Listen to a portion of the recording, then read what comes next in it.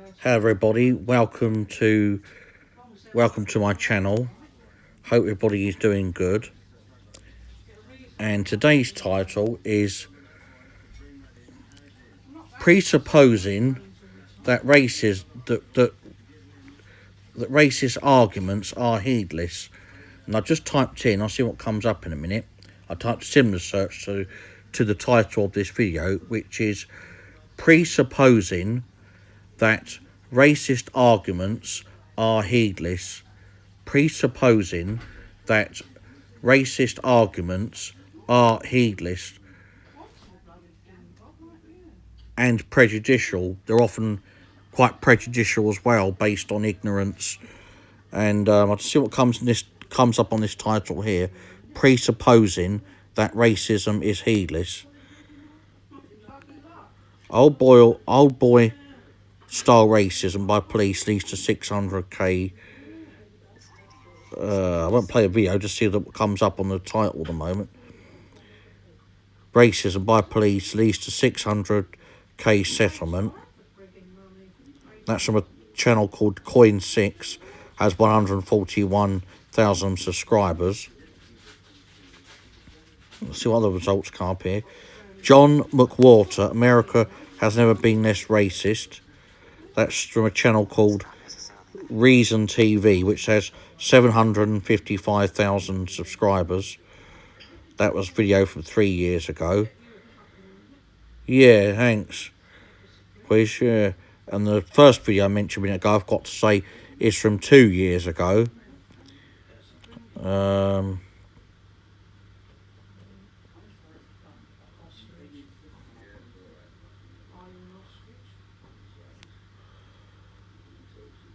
Most of the results just coming up from regular, just British TV channels and British TV news channels. What's this channel here? Systemic Racism in Canada. What systemic racism in Canada looks like. And that is from the channel CBC News. It's obviously an American channel, I assume. If it's the same one, or is it maybe a Canadian one? And that has 322,000 views. And that was from 1 year ago. Yeah, I'll be off in a minute. Another YouTube video from the channel called Washington Post, which has got 40,000 views, and that was from 9 months ago, and it says, titled, "What is white racial identity, and why is it important?" When George Floyd died, people across the United States started to look more critically at how white supremacy affects all of us. What's that, Quiz?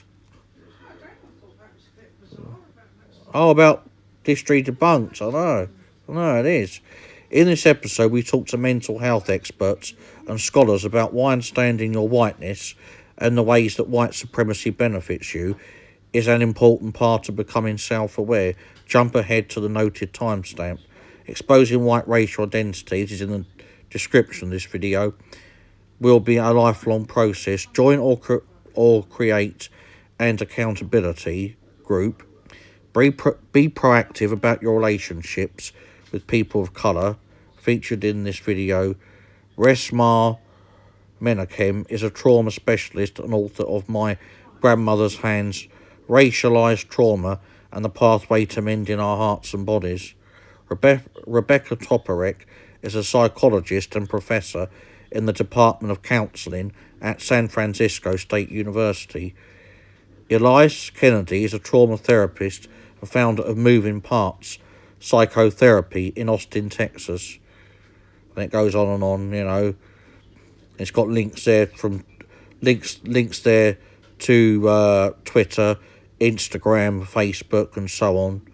And it just says on there, subscribe to the Washington Post if you want to read up on more. How to be anti-racist. It's more than books, quotes, and Blackout Tuesday. Advice on coping with racism amid protest of police violence after George Floyd's death. How to talk about race with racist white parents and family. Blah, blah, blah. Racial trauma can be deadly for black people. Here are 5 ways to cope with it. 5 tips to spot misinformation and prevent its spread. The New Normal is a series from the Lily and the Washington Post that talks about how to navigate the different ways news affects our everyday lives, hosted by Nicole Ellis. Never heard of Nicole Ellis before. The Lily is a publication of the Washington Post that covers critical stories about women and gender. Watch more episodes of the New Normal at the links below, and it goes on. Kelsey Arias is a crisis interventionist and crisis line supervisor at Lines for Life in Portland, OR. I think that's all pretty short for Orlando, I assume. Some, as I say, some people paper over the cracks of their prejudices, and really what their deep down what their opinions are in general. And I stand in recognition to everyone that's supported my channel, and obviously supported me on my other social media sites. And I've done another video. This video, I only mentioned the person because I mentioned him in another video about a British man that calls himself, has got the YouTube channel, which is called History Debunked. And I'll be making a video about him again at another point. But just to say, I've already made one video about the YouTuber History Debunked, who is coming out with some rather vague statements, to say the very least, and he strongly appears to be at least overly nationalistic, to the point of being, very cold and illogical, because he's making it look like all Ukrainians, the vast majority of the entire Ukrainian population is going to be sooner or later living in the United Kingdom, which is not going to be the case. And plus, they're going to be contributing to the country when a number of them are going to be working over here anyway. They're not all going to be on welfare, on social security benefits. If he's resentful of, then getting a lot of help from the government financially. What's more, they've been invited over here, and, there is such thing as compassion, I mean, they're not coming over here for economic reasons in the first place, when it's pretty obvious that they're fleeing for their lives and safety.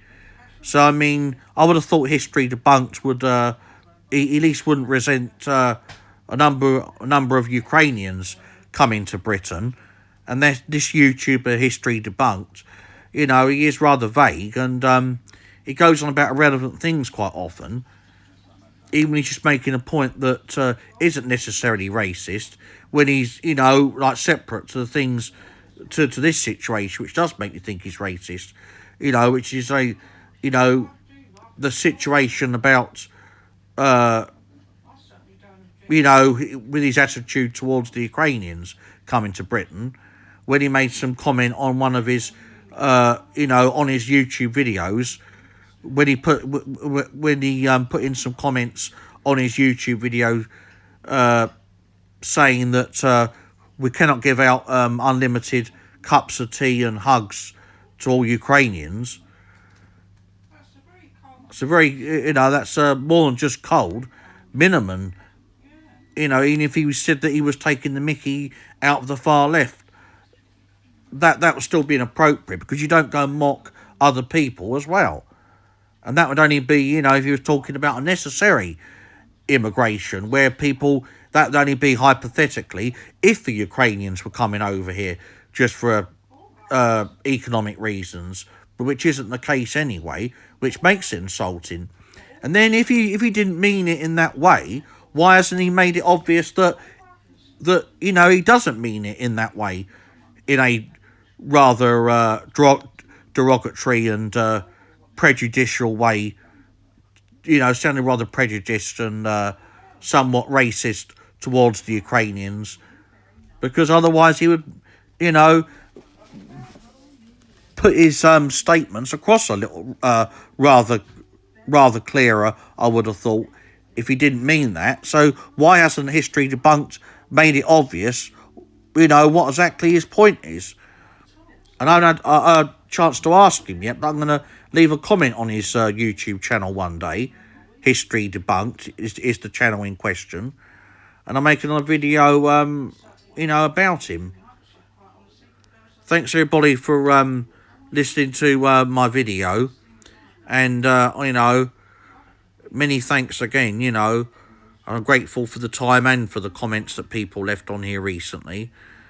And, as I say, some people can, a number of people try and conceal and try and mask what they really think sometimes.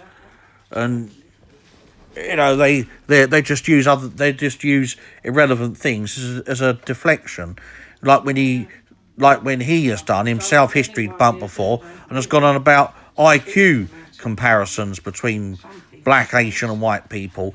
And if he's just making a point, it'd be one thing, but I'm automatically sceptical, rather suspicious, when people overemphasise those points, because that has no relevance, or little to no relevance, on, thanks, Quiz, to whether most people support immigration or not. No, of course it doesn't. Because, if somebody is against immigration at all, even if they're not racist, but they're just a bit selfish or overly nationalistic, even if you gain the benefit of the doubt that they were only those two things at worst, rather selfish and irrational of anyone who's different and at the most and a bit nationalistic, even if you did give them that benefit of the doubt, why would somebody, and if they're making a point about people's IQ for a relevant reason, about wanting skilled people in the country, you wouldn't keep, but even when they're not making that point, some people just go on about IQ comparisons between black, white and Asian people just for the sake of it.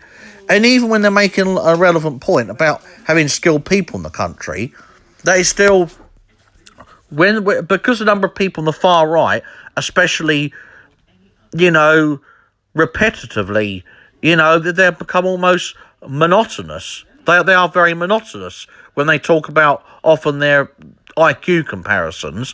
So, where the left might be paranoid about people that are not racist, where they're just something else at worst, overly nationalistic, say, for example, okay, the left are wrong to automatically condemn anybody who brings up IQ comparisons, but then the far right, even when they're making a somewhat relevant point, whatever the context is about, whether it be about having skilled workers in the country, where the left don't attack the right enough, or the far left don't attack the far right, because the right are not necessarily always going to be more racist than someone who's left-wing, who's just somewhat right-wing.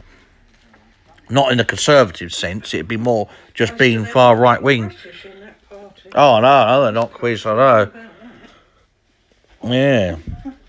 It's like being inconsistent, hypocritical. But, so I agree with you. But the other point I'll make everybody, just before I finish this video, is that the fact that when it is overplayed, like a stuck record, you're automatically then, there's a good chance I automatically think that when someone overly plays the IQ comparisons, then that alone shows that they have a lot of racial prejudices, that they think that, white people minimum, or even not just, or even their own race, even when people comparing, say, white British or white English people towards other white ethnicities, then that they have a superiority complex, to say the least, and are probably even somewhat racist in a worse way than that, even than that. Because, you question people, the questions really you've got to search for, low and high, you really got to look for them all different directions, really, around you. It's not just the things that people do say, it's the way that they present themselves, the whole way that they communicate their message, and it's also the points that they leave out. It's also the things that they do not mention that are also significant. And History Debunked, he's like one of these people, I'd say he's rather incomplete, and he's contradictory, even in his presentation style. in his YouTube videos, because he'd be over analytical about some things, even things that are not offensive, they're not even about racism. And another side to him would be very vague, and he'd just barely skim the surface and just come up with a few factoids and a little bit of opinion on top of it, without really even giving much analysis in the way of facts or opinions. Now, okay, he's not the only one, but I'm not trying to be Pixum here. But some people do that more than others, and this History Debunked character, you'll find that he does do that on with a lot of regularity, on a regular basis.